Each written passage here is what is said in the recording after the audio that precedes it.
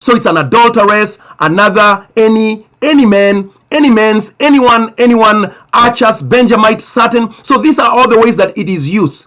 Now notice here that more often than not, it is being used concerning humans. Look at this. On the right side, you are given the different ways that it is. Genesis 2:23, because she was taken out of men, Ish. Because she was taken out of men. The woman was called Isha because she was taken out of men. Genesis 2:24, for that reason, a man shall leave his father and mother. Genesis 3:16, yet your desire will be for your husband. So the word Ish also refers to a husband. Okay, so in Genesis 3:16 it is husband. Genesis 4:1, when Eve had gotten Cain, she says, I have gotten a man child with the help of the Lord. Genesis 6:4, they were the old men of renown. Genesis 7:2, for the animals 7 by 7, a male and his female. Now this is the first time that the translators or the dictionary will now say this has to be a male, not a man. So all along they have been identifying the word as men, human. But when they get to Genesis chapter number 7, because of their predisposed bias, because the translators and the Bible dictionary guys, in their mind, they already have a doctrine in their mind. They are already believing that Noah went around the planet choosing animals from all over the 7 continents so that he could bring them, or rather the animals came to Noah, whichever way you like. They are already assuming these are jungle animals. That's why when the word for man is given here and his wife, they immediately translate it according to their translational bias, according to their doctrinal, traditional bias.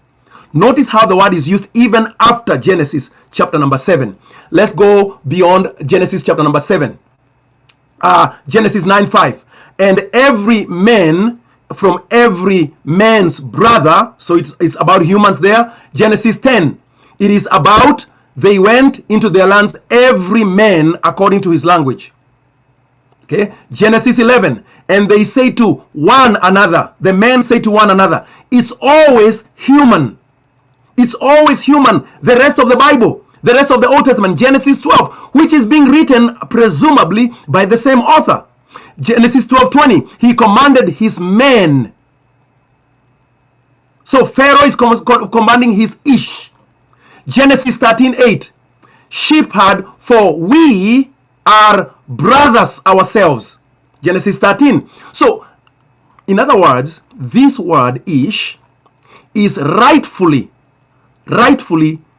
defined as men, human. Here in this is the word Ish. When you go to the next verse, no, not to the next verse, but rather to the next word. So he chose animals, a male, that is a man, and his wife. Now watch this. This is the word Isha. This is the word Isha.